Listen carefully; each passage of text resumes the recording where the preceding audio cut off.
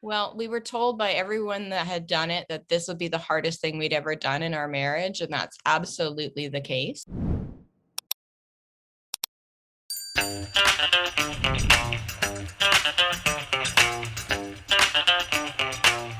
Welcome to Real Stories in Real Estate with your host, Denise Laframboise. Real people sharing real stories about their adventures in real estate. Hi there. So I have KIRSTEN MCGOEY with me today, and we're going to talk a little bit about doing a major home renovation. So do you want to share a little bit about kind of the house that you started with, what you bought? Sure. So, about, I think just over 9 years ago, we moved from Toronto on the Danforth here to Whitby. And we bought actually one of the Sorchetti bungalows in a subdivision that was built in the 60s.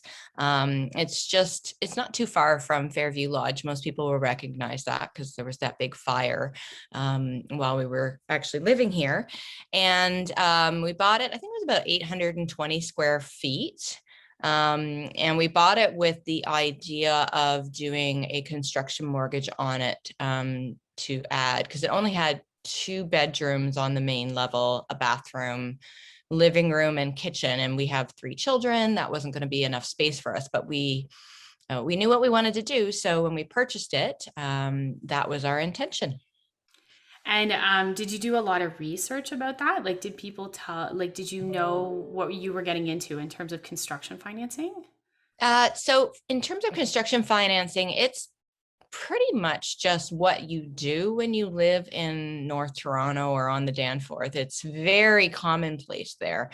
We have lots of friends who had gone through it. My husband's really, really good with numbers, and he's also an electrician, and we're both incredibly handy. So I would say we probably looked more into what it would cost for us to do the renovation, and then tried to find a house that would meet our needs. And the first thing that we did was we secured ourselves a builder who could help us answer those questions. And we used Dave Veenstra of Veenstra Design and Build. He's out of Bowmanville for our project.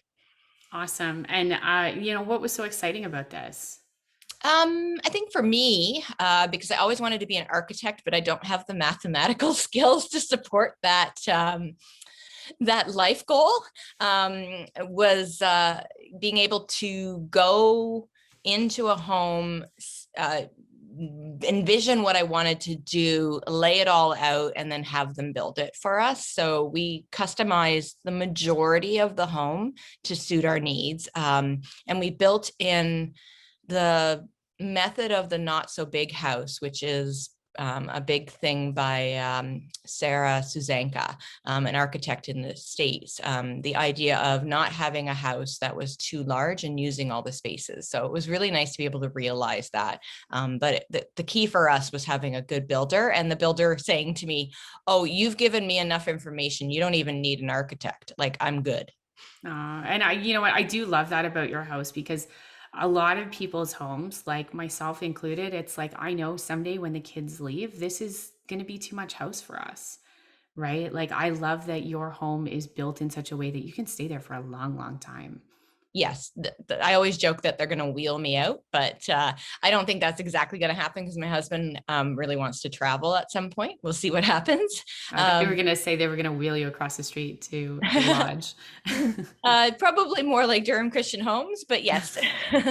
um, so do you want to share a little bit about, the stress? Like, what parts were hard for you, or what parts are problems you ran into that potentially somebody who's thinking about doing this might learn from? Well, we were told by everyone that had done it that this would be the hardest thing we'd ever done in our marriage, and that's absolutely the case. But we've been married now for it'll be 17 years in like a week, and we try to create space for each other to really mess up and screw up and make mistakes. So that probably helped us. But I think what you need to understand is research is key. You need the right builder. You need the right skill set to either understand you can or cannot do something.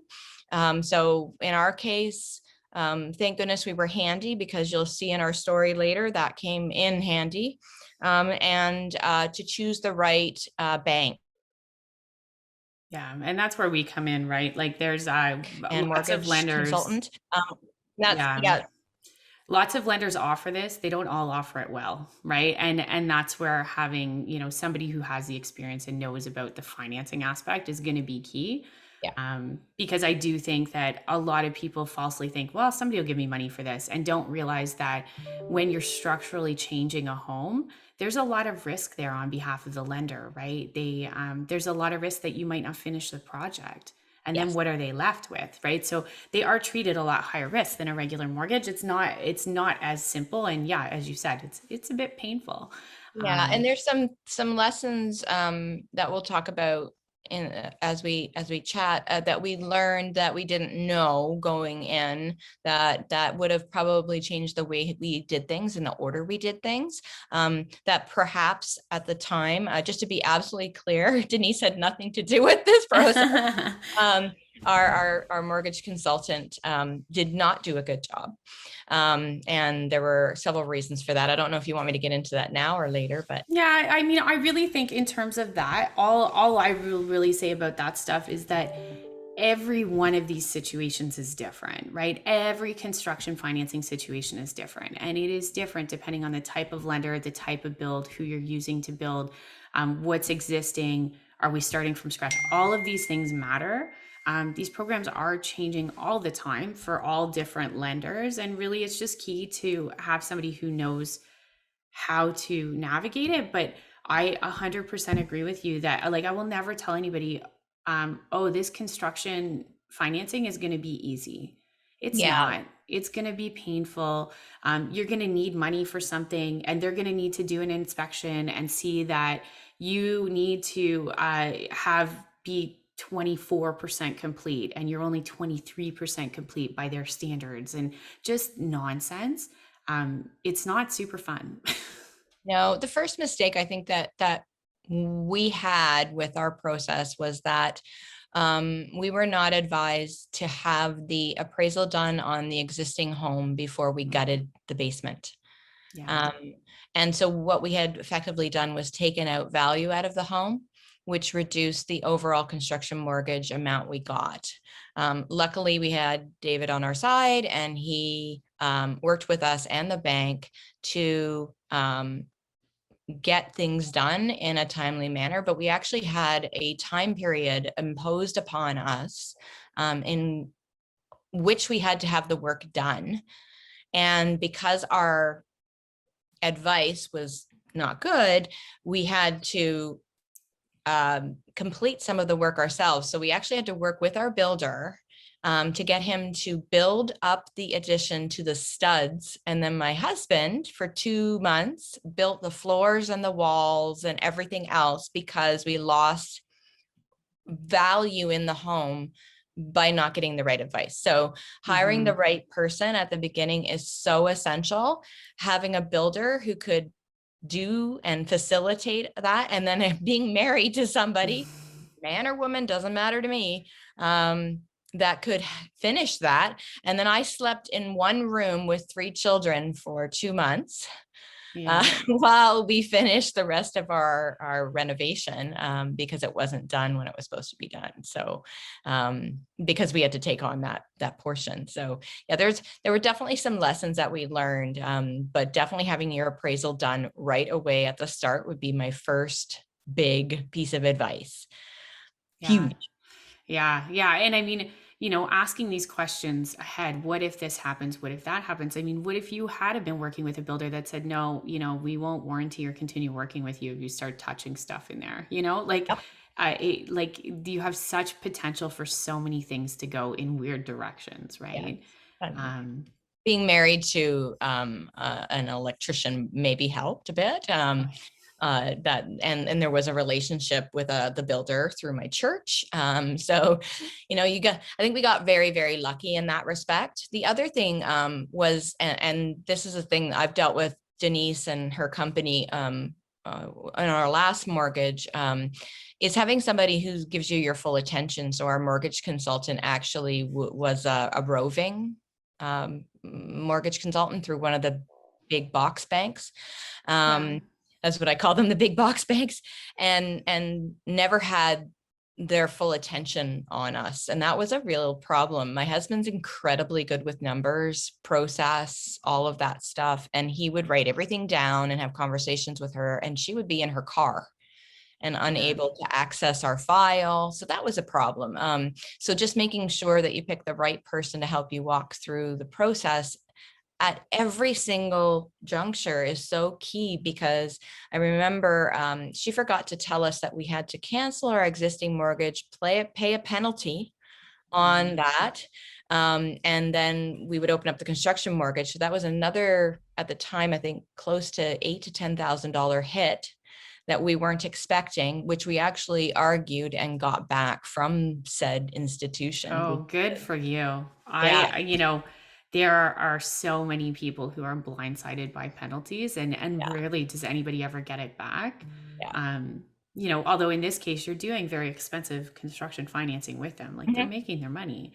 But typically that's a condition of like that they have to pay that out to like their investors, right? So like it's lost money for them. Yeah. For us, Um, it was really a case of it was never ever spoken. And so we had to go up to like the Ontario level of the manager. banking ombudsman.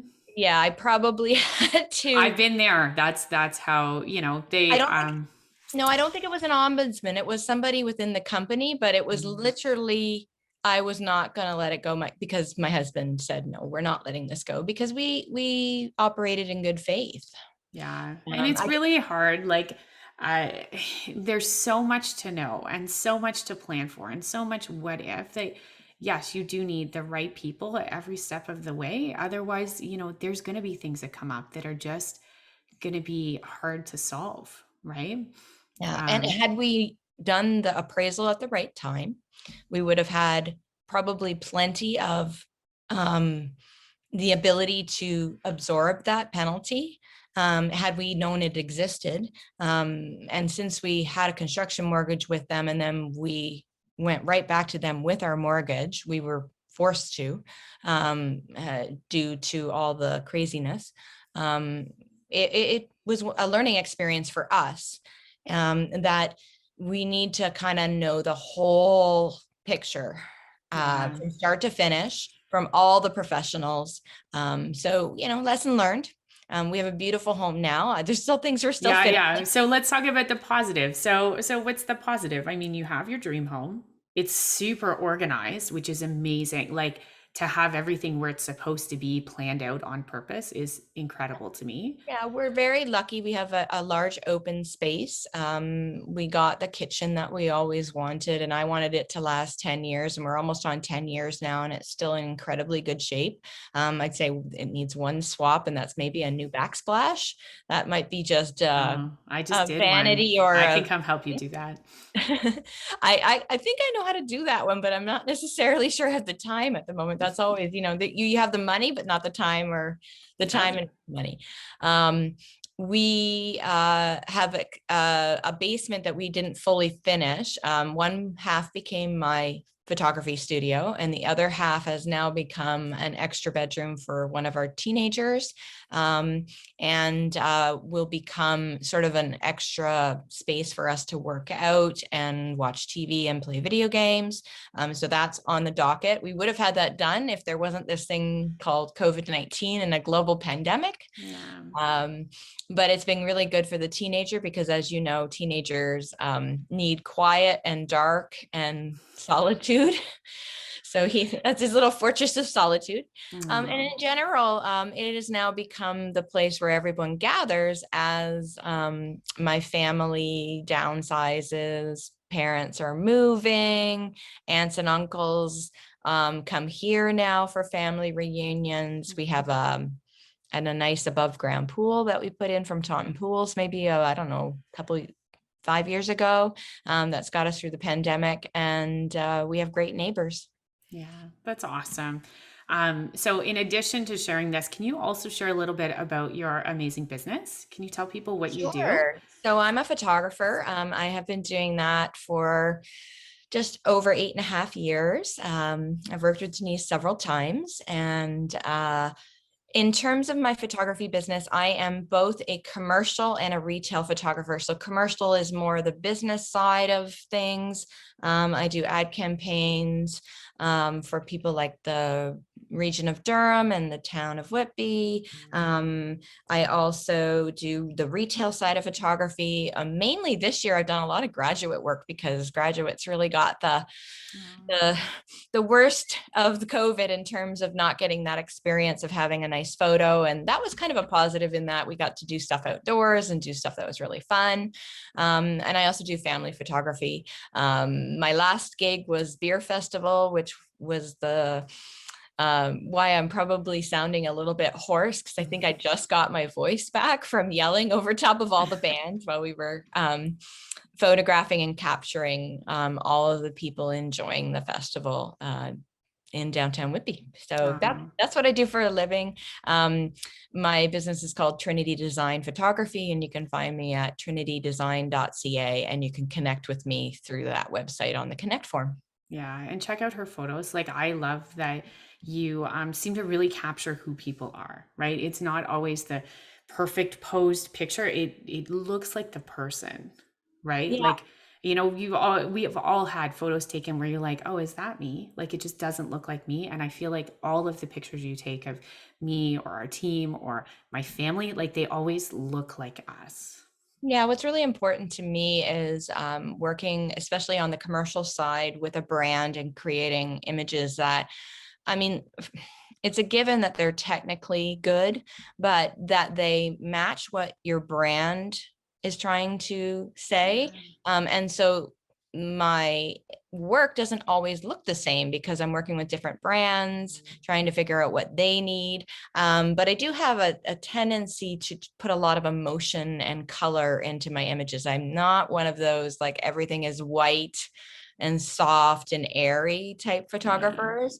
I tell a story from the visual lens that is what my brain is seeing out of my eyes. And that's my superpower. And it was really fun doing it like for an entire weekend, just this weekend with actual real life people again.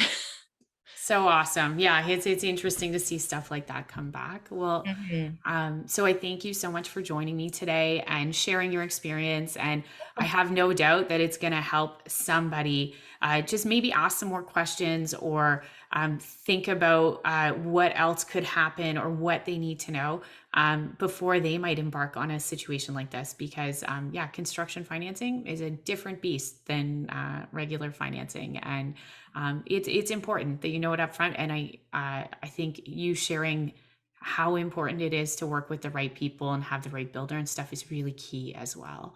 Yeah, that's my big takeaway, was that we had the right people in place outside of our initial start getting everything set up. Had we had a different builder, if we were different people, we would have really been in trouble, and we were really, really lucky. And the end result, as stressful as it might have been, is a home that we really don't intend to leave for a very, very, very. And I think overall, probably key is the right partner, like that you made it through it okay, right? Exactly. And prepare yourselves, that you're gonna take takeout meals, and that he's gonna sleep on the couch and or on a pull-out bed, or whatever the case may be in your situation. That your kids will steal your phone out from underneath your pillow and play on it in the middle of the night, and all kinds of silly things that happen, and just kind of roll with the punches. I mean, that's family life with 3 kids anyway. So Yep. Well, so thank you so, so much. So this is Real Stories in Real Estate podcast. It can be found wherever you find your podcasts. So Apple, Google, Spotify. And it's where we check in with people and share stories about what they've actually done so that we can, help each other, maybe learn from our mistakes. So thanks so much. And I hope you have a great day.